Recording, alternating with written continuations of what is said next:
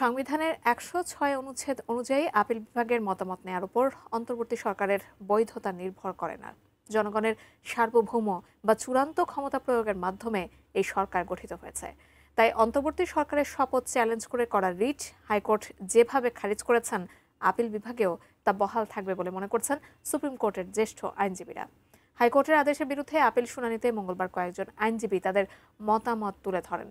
প্রধান বিচারপতি ডক্টর সৈয়দ রেফাত আহমেদের নেতৃত্বাধীন ৭ সদস্যের আপিল বিভাগে এই বিষয়ে শুনানি হয়েছে।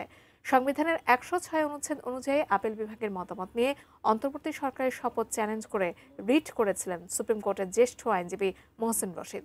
গত ১৩ জানুয়ারি বিচারপতি ফাতেমা নজিব ও বিচারপতি শিকদার মোহাম্মদ মাহমুদুর রাজির হাইকোর্ট বেঞ্চ রিটটি খারিজ করেন। একই সঙ্গে পর্যবেক্ষণে আদালত বলেছিলেন, বাংলাদেশের জনগণ অন্তর্বর্তী সরকারকে বৈধ বলে মেনে নিয়েছে, কাজেই এ নিয়ে বিতর্ক থাকতে পারে না, এ নিয়ে প্রশ্ন তোলারও সুযোগ নেই। ১০৬ না নিলেও কোনো অসুবিধা নেই। ১০৬-এর উপর এই সরকারের বৈধতা নির্ভরশীল নয়। এই সরকারের বৈধতা নির্ভরশীল হলো বাংলাদেশের জনগণের সার্বভৌম ক্ষমতার অভিপ্রায়ের বহিঃপ্রকাশ হিসেবে, এবং এটাই একটা সরকারের সবচাইতে বড় লেজিটিমেসি। সংবিধানে বলা আছে, রাষ্ট্রপতি যদি মনে করেন কোনো আইনের প্রশ্ন উত্থাপিত হয়েছে এবং যদি হতে পারে এমন ক্ষেত্রে তিনি সুপ্রিম কোর্টের উপদেষ্টামূলক মতামত গ্রহণ করবেন।